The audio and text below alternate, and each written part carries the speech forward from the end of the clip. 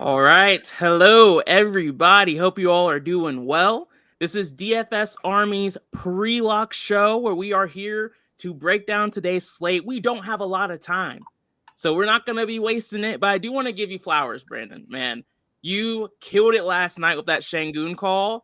Like, no one was talking about him but you.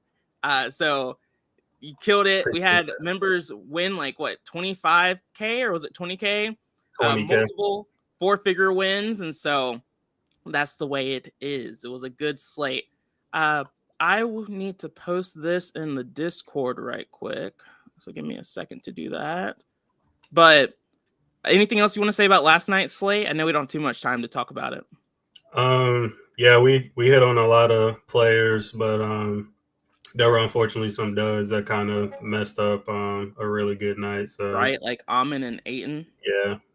Amin was disappointing and definitely didn't help. He got hurt and didn't get to play in any of that overtime because he probably would have been fine if he did. But yeah, I think that's double the way NBA goes. Yeah, double OT hurt me a little bit with the SGA fade, but it is what it is. Yeah. All right, they y'all. got so lucky. They got so lucky. I know, right? So Brandon B-Dubs, he is sharing his screen today, so you'll kind of see his approach and what he's doing here. Good to see all of y'all in the chat. Only so much time. He was doing all right, Zolo. He took his foot off the gas pedal in the second half for sure. Yeah. Phil, 6 is probably going to be our usual time. Like sometimes we'll be able to get a 5:45 going, but it's usually going to be 6 these days. But like I said, we don't have too much time to waste. Let's jump into the slate. If you're not a DFS Army member, click the link in the description. Use the code NBA Flash for a 25% discount so you can follow along and make these changes as we are flying through it because we're not going to have too much time to sit and wait. Yeah. So sorry if y'all see me looking around too. I'm doing runs as we're doing this show too. So trying to multitask. You're good, man. You're good. First things first, we have the Cavs going up against the Knicks. For the Cavs side of things, they have Darius Garland out. That's news we've known. DeAndre Hunter is officially out. That's the news we got, right, Brandon?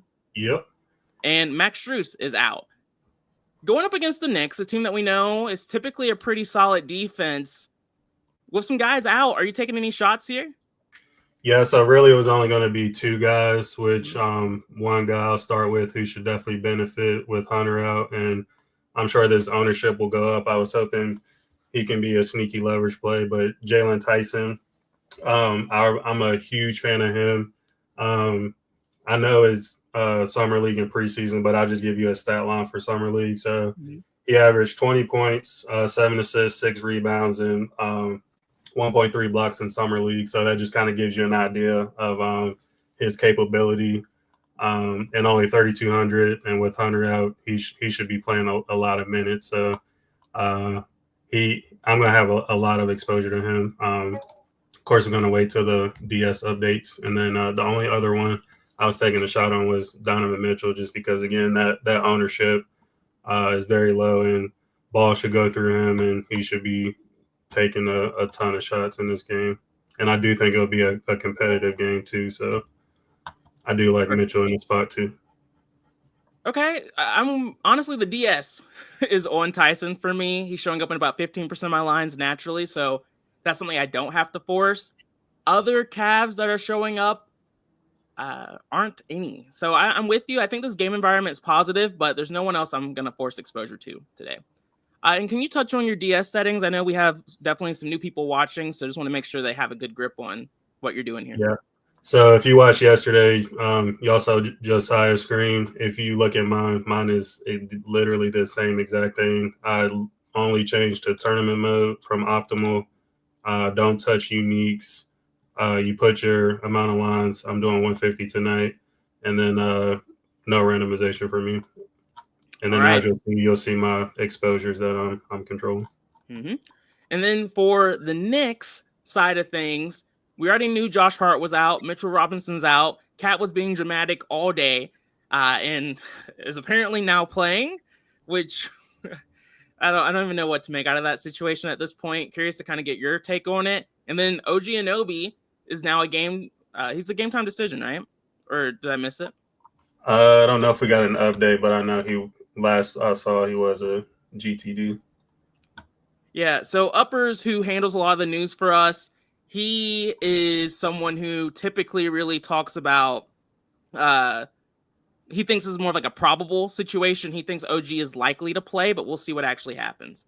JC, man, yeah, if y'all are not in the Discord, get in there. We're just here to help her and try to give a little bit of advice. We're, like I say every game or slate, we've won 4, 5, 6 figures here between the two of us. So we just try to share what we know.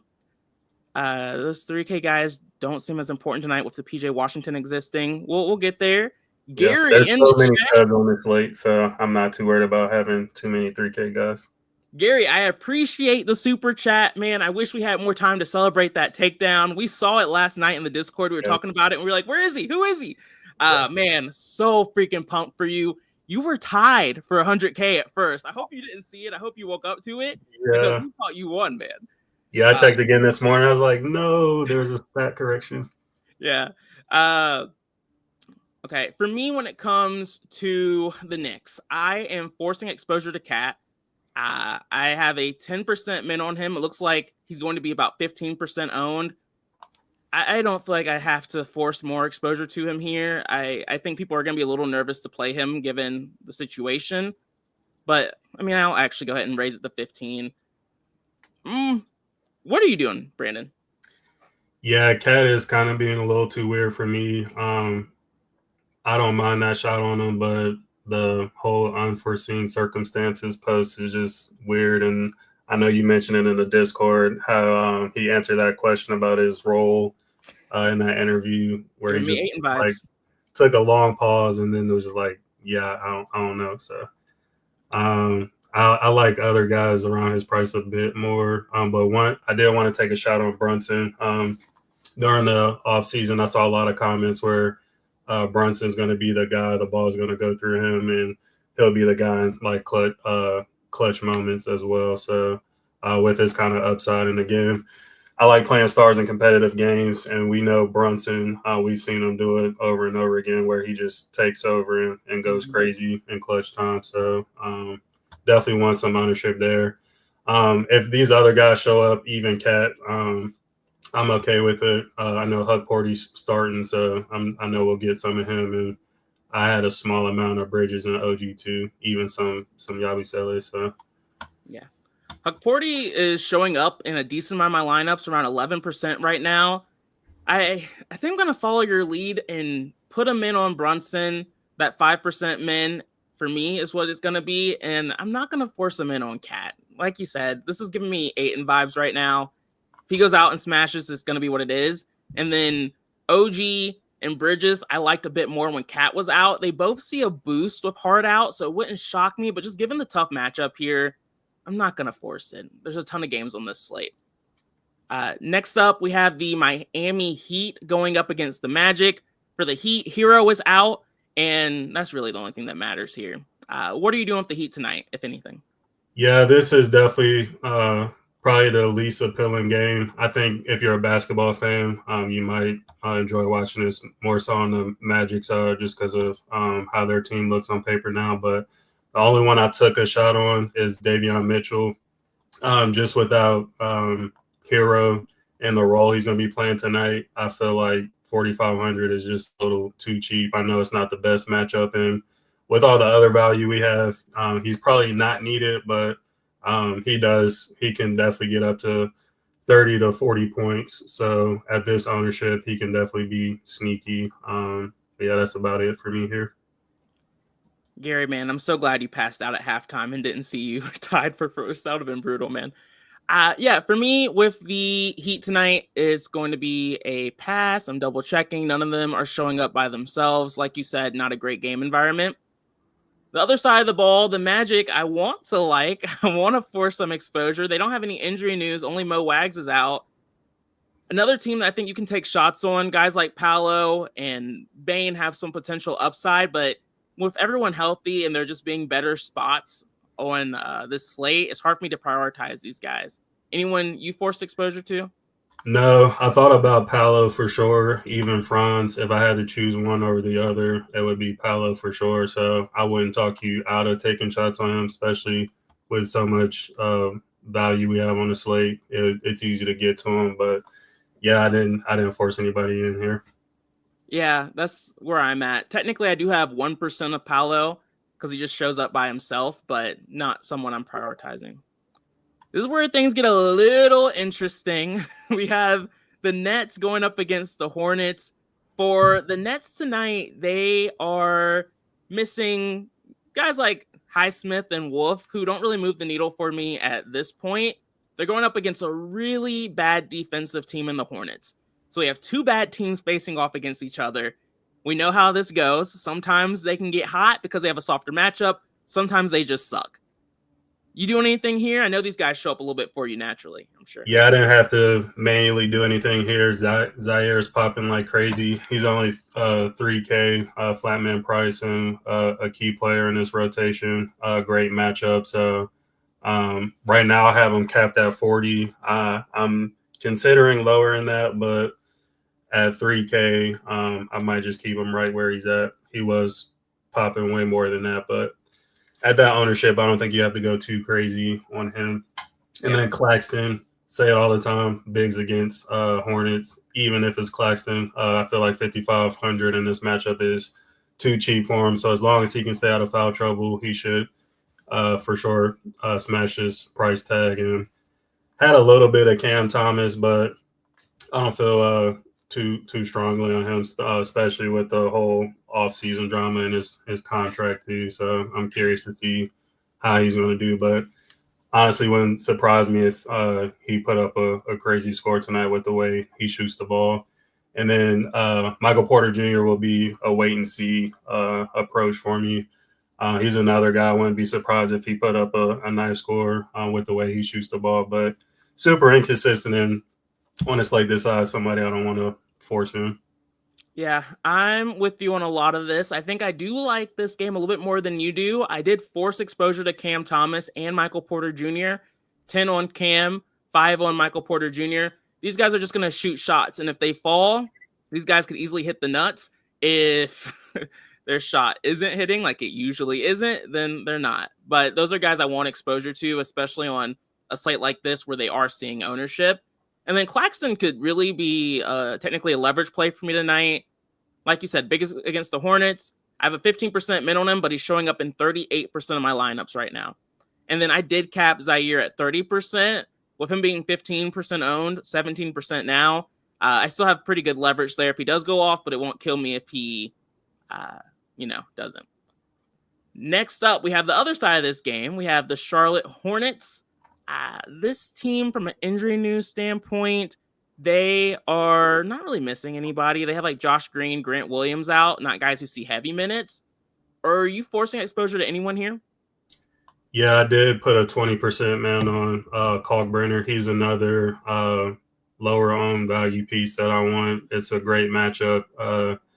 They will be shorthanded on the front court, and he should be a pretty big rotational piece for them pretty early. So another guy that looked pretty solid this offseason. So definitely taking a shot. Again, probably won't need him with some of the other value, but I'm all for taking these kind of risks and just trying to get ahead of the field on guys like him with his potential. So he's really the only one I took a shot on.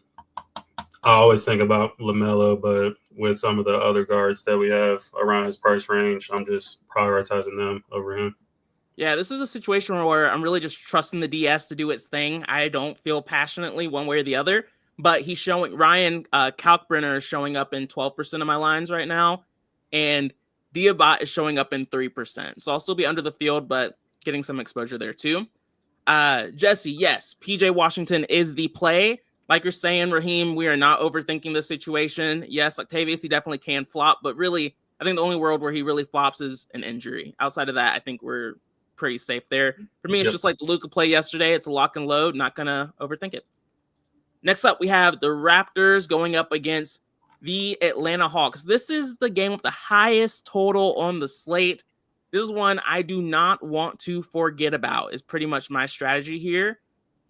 For Toronto, they are missing no one important. And so in this soft matchup against the Hawks, who have struggled defensively for a long time, I do think they'll be a little bit better this year. I wanted to force some exposure here. The guy I chose was Scotty Barnes, 8,400. I do think he will be the guy for this team this season. Hopefully it doesn't take them too long to figure it out. Brandon Ingram definitely could impact that to some degree, but I really just wanted to put my hat on one of these guys or whatever the saying is and focus on him. And for me, it's going to be Scotty Barnes here. Are you doing anything with these guys? For sure. At first, my thought process was like yours. Scotty Barnes is my favorite guy on this team. I was like, I want to at least pick one guy. But then I thought about the matchup. It's the Hawks. Going to be a fast-paced, high-scoring game. This team plays their starters a lot. So I just decided I'm going to be slightly over the field on all of their starters. I think they're all priced well enough to where in this type of game environment, they can definitely exceed value. So I'm definitely not as confident and quickly and Barrett, but definitely, or I guess Ingram too, since we don't really know how he's going to fit in on this team. But definitely Barnes. If you only want to target one guy, I definitely want to be way over the field on him. So you can kind of see my mins that I have. Yeah, I'm with you on that. I like that. I have the 10 on Barnes, but I'll do the 6 or 5% min on Brandon Ingram, and then I'll do a min on Jakob Poeltl. I can't do the quickly Barrett yet, but I think it makes sense. It's a game to target. Next up, we have the Atlanta Hawks. And like you said, Raheem, like the Hawks are actually trying this year. It seems like Trae Young is locked in. Trae Young is going to be there's no injuries for the Hawks. Trae Young is a leverage play for me. I'm going to be double the field on him. I have a 10% min. Just, again, a situation I'm not going to overthink. And then Jalen Johnson, I have a 5% min on. And then I haven't come to a full decision yet on Porzingis. It looks like you're not forcing any exposure to him. But No. what are your thoughts on the Hawks? So, of course, Trae is my favorite guy on the side of the ball. Like you said, I always play studs and the highest game total on the slate, especially when it's Trae. So, definitely love him. Have a 10% min. Dyson is my second favorite just because of the way he plays. One of the best defenders in the league. Racks up on steals and just a great stat sheet stuffer. So I wanted some of him in this game. I really, really almost pulled the trigger on Jalen Johnson, but I at least want to see him play one game. Yeah. Because if he doesn't do well at this price, he's somebody who's going to hurt you big time. So his upside is amazing for sure, and I wouldn't be surprised if he smashed tonight, but definitely want to see how he does first. And then I couldn't pull the trigger on Porzingis. Maybe if he was in the 6K range, I would have, but I just don't like the situation with Okongwu still lurking in the back too. So the way they're going to split their minutes, I'm just not too confident that Porzingis will put up a worthy enough score to be in the nuts. So, pretty much it's just Trae top priority. And if you're playing 150, definitely don't mind that shot on Dyson Daniels. Yeah, that's pretty much the same take I had as well with Porzingis. It makes me a little nervous. I'd love to see him show up a little bit naturally, but he's not, so have to call it a day. Next up, we have the 76ers going up against the Celtics. A game that would have been fun maybe a couple years ago, but now it's just another game. Paul George is out. Jarrett McCain is out as well. How do you feel about the Sixers here? So if you guys just noticed, I had a 20% min on Embiid. We did get news when we started the show that he will be on the minutes limit. Don't really know what that means, but don't want to take that chance when you got a bunch of other guys that aren't on a limit. So, took that off. So don't like him as much.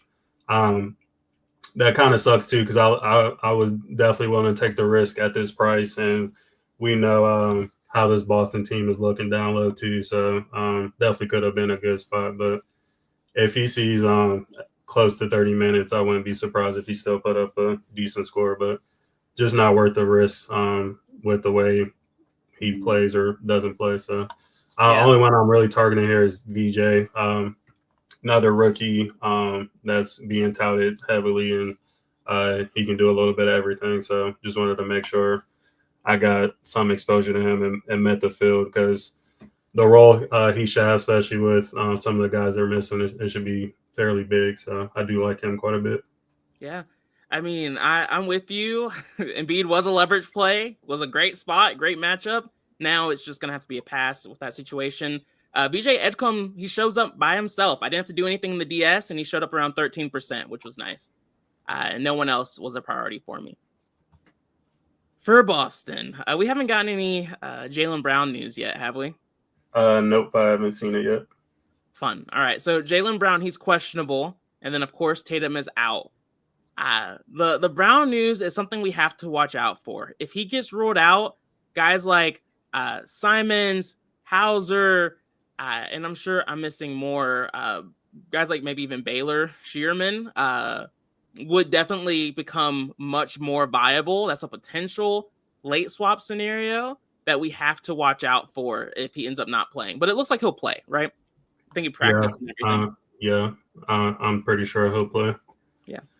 But yeah, this team wasn't really appealing for me. If you want to take shots here, the obvious Jaylen Brown, Derek White, Pritchard will be the three you want to target. Outside of that, for sure, no one else down in this range. I just don't see the need to go here. So.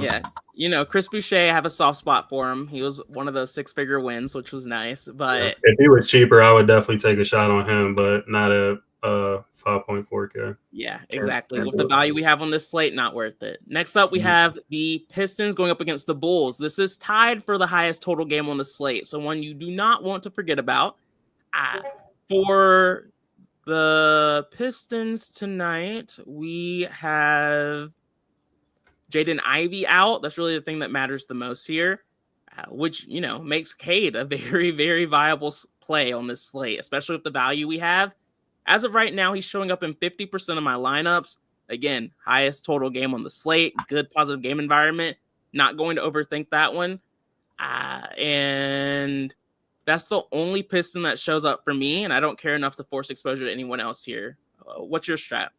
Yeah, it's pretty much Cade and move on for me here. One of my favorite studs on the slate. I'm ranging between 40 to 50% on him. He's pretty close to a core play for me because, again, tied with the Hawks and Raptors as the highest game total on the slate. So should be another fast-paced, high-scoring environment. And we know Cade has triple-double upside. So he's just getting better and better every year. So definitely somebody I want to be over on. Perfect. Next up on the Chicago side of things, Kobe White is out. Kobe White's really good. He plays a lot of minutes for these guys. So just because of that news, I wanted to make sure I was getting plenty of Josh Giddey. I do have a min on him. He's also going to be a leverage play for me tonight. With him being at 10% ownership, I think being anywhere from like 15 to 20% is appropriate. Just because there's a lot of really good plays. I didn't go too strong with like the 20%, but I have a 15% min on him. And then Buzelis, he's someone that I need exposure to. Last year, we saw him starting to come up a little bit stronger. With White out, that should solidify his usage rate here, and he's priced well. I can't look at Vooch. Anyone else you're looking at, or what's your strat? Trey Jones is a big one for me, and one of my leverage guys. No Kobe and Lonzo isn't on this team anymore, so outside of Giddey, he's going to be the other guy in the backcourt. So 4K is too cheap for the role he's about to be in the matchup. So I'll have a lot of him. Giddey too, 20% min. Glad to see he brought some life back into his career, because it was at one point where it was looking like he was just washed. So I'm definitely glad he got back to his old ways. So definitely sneaky and has slate breaking upside at 10% ownership on a slate this big. Yeah. And then Buzelis, if y'all watched our last couple videos, I've been on his hype train all off season. So he's just another guy that's way too cheap for the role he should be playing in this year. So those three guys are my priorities, and I moved on. I like that. I didn't do anything to force exposure to Trey Jones, but he shows up naturally in 17% of my lines. So I'm with you on that. For the New Orleans Pelicans, let's see here. They are missing guys like Looney, Murray, nothing that really changes too much right now. Zion's the chalk of the slate. What are you doing here? You like him? Yeah, I put a 20% min on him. He's just somebody else in that near that 9K range that I want mixed in my lines with all the value we have. So I like this matchup for him quite a bit, and very intrigued. We mentioned how much weight he's lost off during this offseason too. So very curious to see if that translates to even better performance, because he was good before. So definitely can't wait to see how much better he can be now. So that's pretty much it for me here. Yeah, for me, any interest in Sadiq Bey? I was getting a little bit earlier. Actually a lot. I might lower that. I don't know if I want 23% of him. In the past, like if he can perform how he has before, he should smash his price tag, and the matchup is really good. But he's not somebody you have to get too crazy on. Like I'd be fine with if it was 15%, where I was a little closer to the field. I'd be more comfortable with that. Yeah, I have 27% showing up naturally, so I put a 20% max on him. There's a ton of value on this slate, and I don't think we need all of it, so that's why I did that. And then Zion is showing up in 26% of my lines without doing anything there once again. I'm not forcing him, but I'll just mention Trey Murphy because he's somebody else. If his shot is falling, he can surprise some people too. Yeah, Trey Murphy falls into that group of honestly a good amount of players where if it was a smaller slate, would love him. But with so many options, just hard to make him a priority. Next up, we have the Memphis Grizzlies going up against the Pelicans. For Memphis, they are without guys like Clark and Edey. Ty Jerome is out. Scottie Pippen is out. And Vince Williams. Morant was questionable earlier, but now he is good to go. What are you planning on doing here? So this is another good game environment where I wanted some exposure to the two best players on this team. So I did put a 5% min on Ja and Jaren. GG Jackson, I was going back and forth with. Right now, I have a 5% min on him. I did that earlier, but I might take that off. I feel like out of these other role players that they have, he's going to be the one that stands out more than everybody else. Just kind of a gut feeling. But again, with all the other value, he is probably just unnecessary tonight.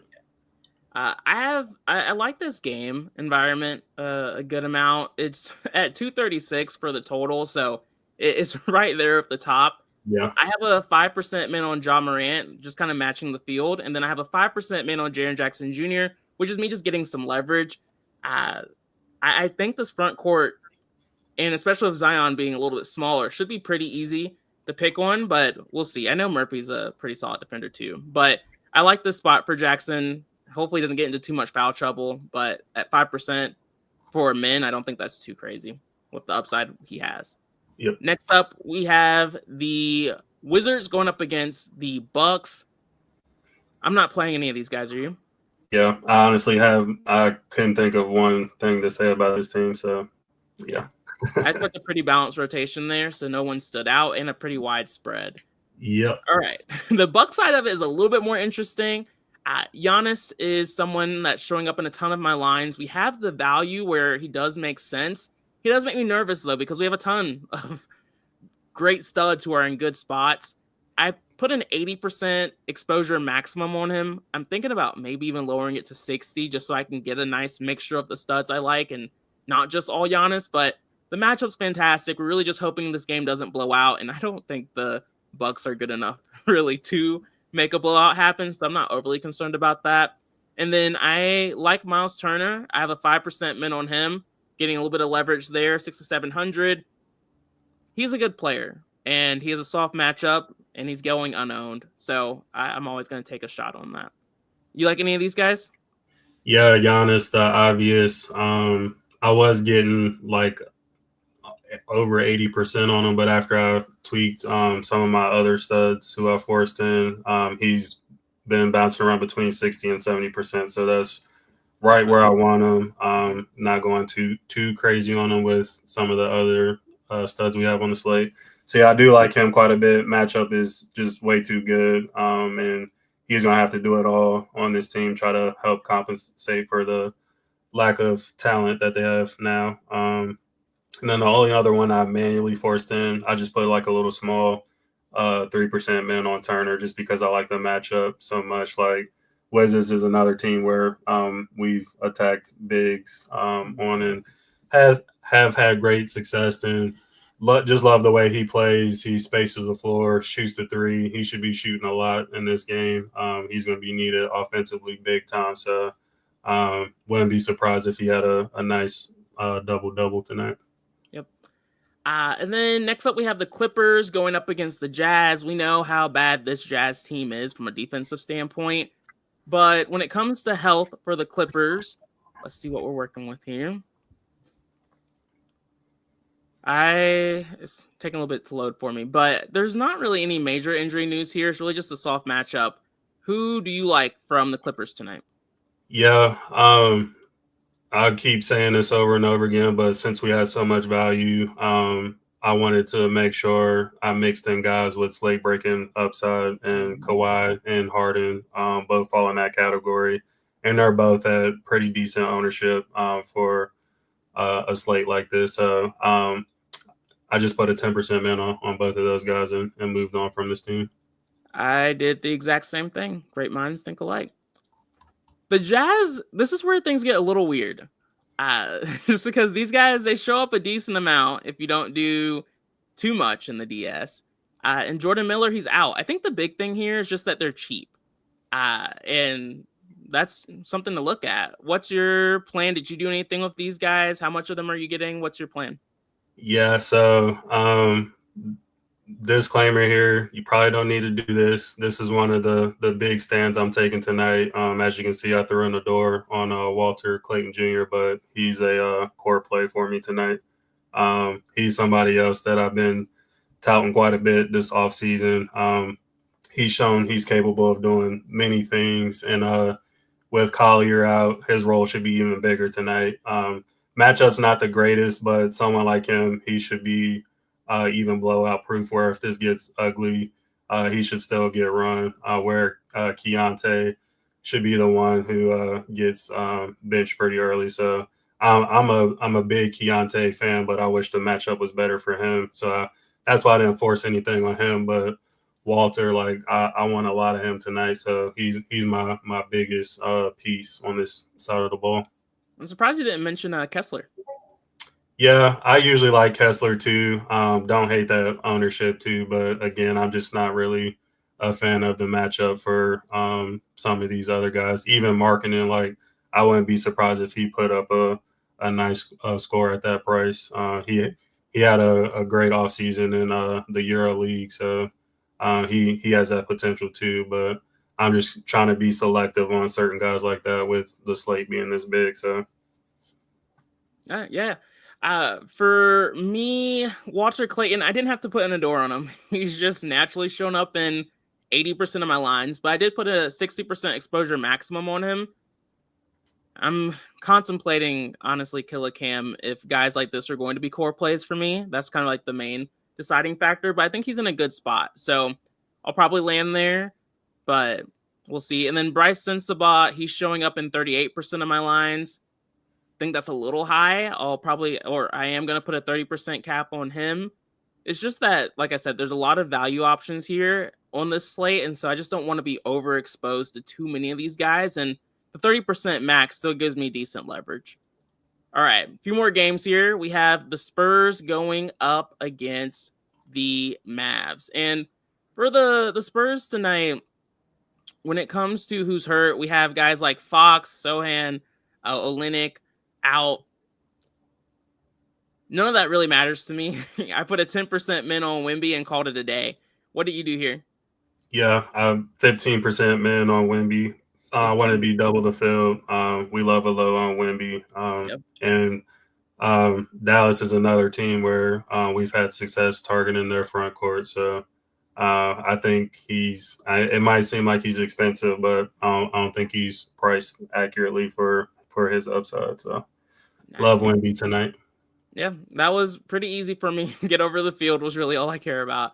And then for the Mavericks side of things, Dallas, pretty healthy. I mean, Gafford's out, which is what makes the price tag on Washington even crazier because he should step up and see a good amount of those minutes along with guys like Powell. But for me, I have a ton of Anthony Davis. I'm trying to figure out if I have too much Anthony Davis exposure, but I'm significantly over the field.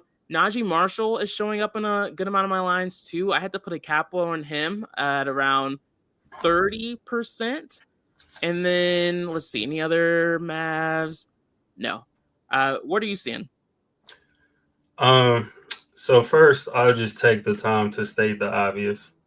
If you are on DraftKings, please lock PJ Washington. Don't even think about it. Like, I know there's still going to be people out there who don't play him. Good. Just don't be one of those guys. That's all I'm going to say.